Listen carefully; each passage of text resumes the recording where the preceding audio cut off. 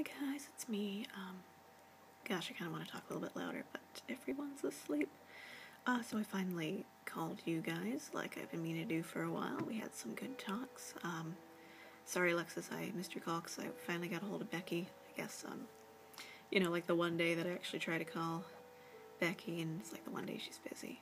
Of course, it's like my magic power. So I talked to you guys about a ton of stuff, so now I have a full video, basically, talk about fanfiction, because fanfiction is something I get excited and nerdy about, something I feel kind of strongly about. Not necessarily writing or reading it, because, I don't know, I don't really do that as much as I used to, and the stuff that I do read now is pretty high quality, because you get picky after a few years. So, I don't know, when I think about fanfiction, I think, the ones I think about, they're on par or they far exceed the quality of original published fiction. But fanfiction as a subject of like actual study, like it's an academic topic. I think if I ever was any kind of professor, wherever I had to lecture about something, I'd probably choose fanfiction because it's really interesting. But fanfiction is a transformative work, because fanfiction's treated as like kind of the bastard child of literature. It's, it's the person in the corner doodling in the coloring book while all of the more evolved adults are, like, making paintings for art galleries and stuff. But, that's a stigma, anyway, for a few reasons. Because I think, one, that creating something quote-unquote original, like a novel, is, it's really difficult. So after you're done with that, the attitude is, yes, I did create something, and I didn't copy it in any way off of someone else, and yes, I will look down on you now, everyone else, even though what you made probably isn't as creative as you thought. But, at least you picked out all the names yourself, so, there's some justification there. But also, Becky and I were talking about this a little, that a vast amount of what makes art is just the frame it's in. Kind of reminds me, at Western, they have a lot of artworks all around the university. I guess Wazoo kind of did as well, but there was one that was just like a frame and it didn't have anything in it, which I liked. It was like one of my favorites. But these days, the frame for a lot of fan fiction, is fandom, which can be, well, there's no way of putting it politely, but on its worst days, there's no way of putting that politely, though, that I'm aware of, they aren't known for killing each other en masse or having differing interpretations of works, so, for all the pettiness, that still makes them a great deal more agreeable than, historically, most religions. So, it's kind of unavoidable. At some point during this video, I was going to have to mention 50 Shades of Grey, Vomit, but now that I have, I'm also going to mention that many important works in the history of all literature have been fanfiction, and the ones people think about most often are theological in some manner, if not straight up Bible fanfiction, then at least like in tone, like Faust, Paradise Lost, and the Divine Comedy. It's probably the best fan fiction ever written, just kind of in general, like in any way you can think of labeling something as the best. It's probably winning gold in most of them. Can you tell I've been watching the Olympics? But, not bad for a blasphemous self-insert with really raunchy language toward the end, and Mary Sue is one of the main characters. And, gosh, Shakespeare, I don't know. You could make a very strong case for calling his plays fan fiction. I don't know if I would for all of them, but, after a while of learning a lot of background on his works, it starts to occur to you that perhaps if he ever did write anything strictly original, he probably did it by accident. That was kind of a joke, but I don't want to laugh because it's, late. But I think probably more interesting would be, not really fan fiction, although Rosencrantz and Guildenstern Are Dead by Tom Stoppard is an excellent case of like really top-notch fan fiction, which would be Shakespeare, Hamlet fan fiction, but how the plays are performed through the years differently, and how each generation kind of picks up something new. Wouldn't be fan fiction, but like fan performances maybe, because every generation has its own Shakespeare and they interpret it differently, and so they sort of inevitably kind of transform it into something that's their own, which is really cool because that's the idea that's behind every fan fiction. It's what drives the idea behind it. That everything from that.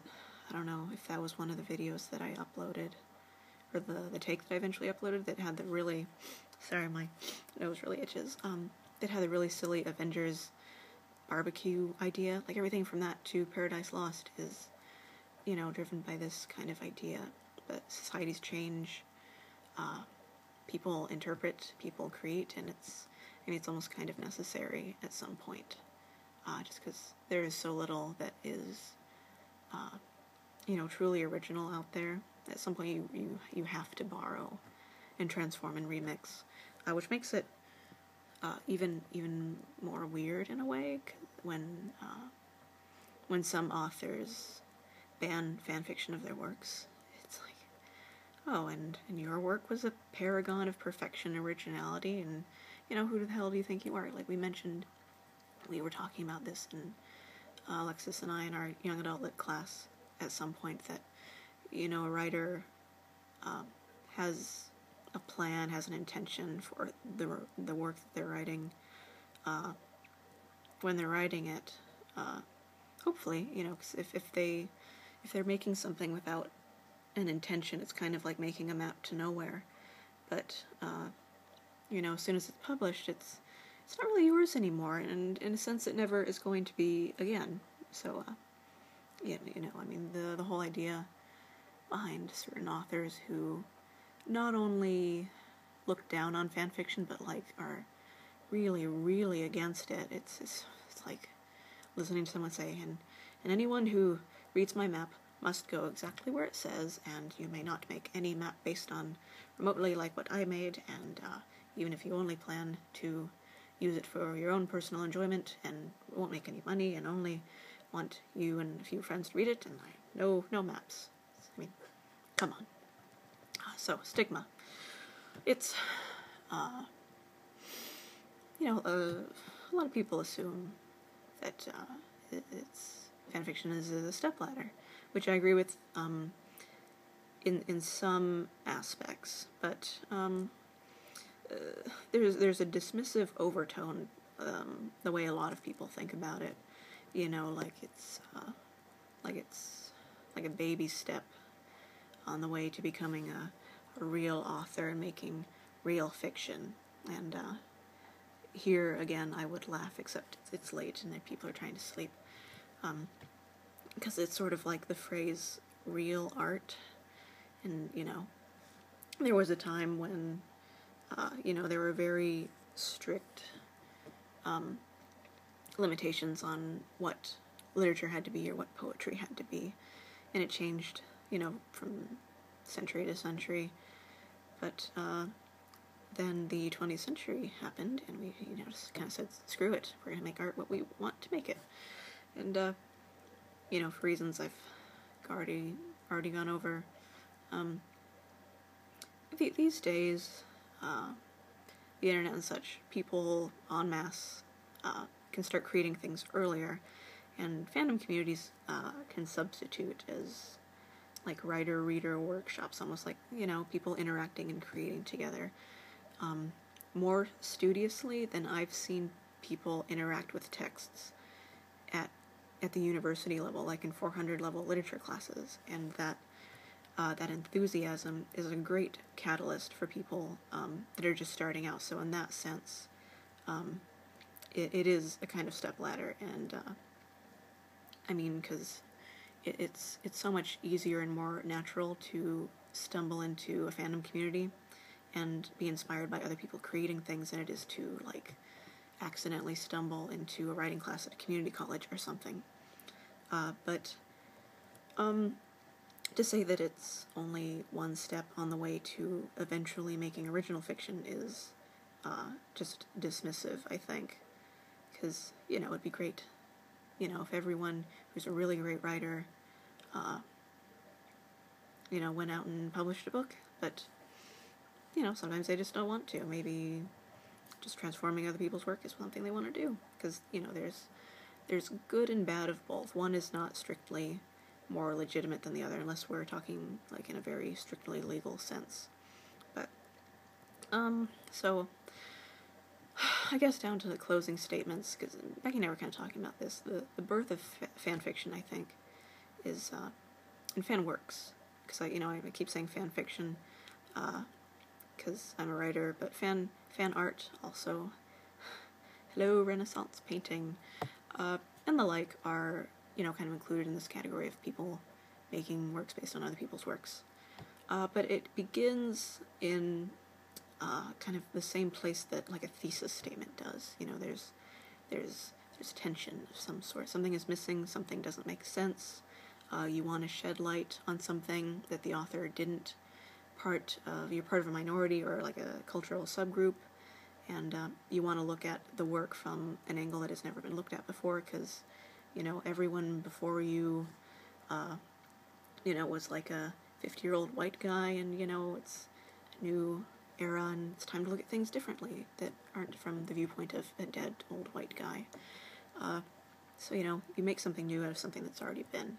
So, to use intellectual laziness as kind of a blanket statement for fan fiction and fan works is a huge pet peeve of mine.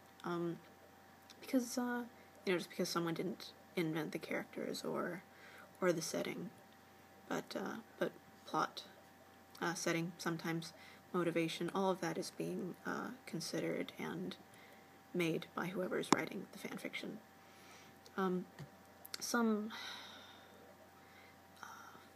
Because I interact with fanfiction writers a lot. I write some myself, but a few of my friends were kind of talking about this idea of fanfiction being legitimate, but being legitimate in a different way than original fiction is. And they explained it in a way that I really liked and I thought made a lot of sense. But it was consider the the source material is more of a horizontal axis, but like spreading out, expanding, kind of laying groundwork and then following it up, with plot to a conclusion. Like the idea of original material as a map, I think, is probably a good one. Like driven by a theme, an idea, but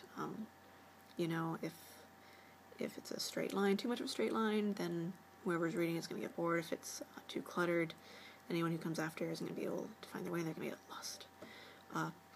But fanfiction, other transformative works, it's more vertical in a way. Like fanfiction digs, it delves, it doesn't go far, but it goes deep. It finds out how the map ticks. It goes somewhere the map maybe didn't expect to go, because the original map has to be simple in some manner, otherwise, like I said, no one's going to follow it. And, if you try to do too much on one map, then, it kind of loses the point of being a map. But everyone who comes after and reads that map, who knows? Maybe they don't even want to end up in the same place that the original map maker ended up in, but that's good. Or, can be good. If everyone always followed the same road, we'd only ever end up exactly where we'd always been. So that's my spiel for fanfiction and pro-fanfiction, pro-fan-works, pro-human creativity, and it's actually hit almost at 50 minutes quite well. And anyway, so that was my weird impromptu fanfiction lecture. Which I feel kind of good, because like Lexi said, we're kind of stagnant, so feels kind of good to put a little bit of the super nerd back in the super nerd friends. And with that, I will bid you guys good night or good morning, because that's probably when you're going to read it. And look forward to seeing and talking to you guys again Night.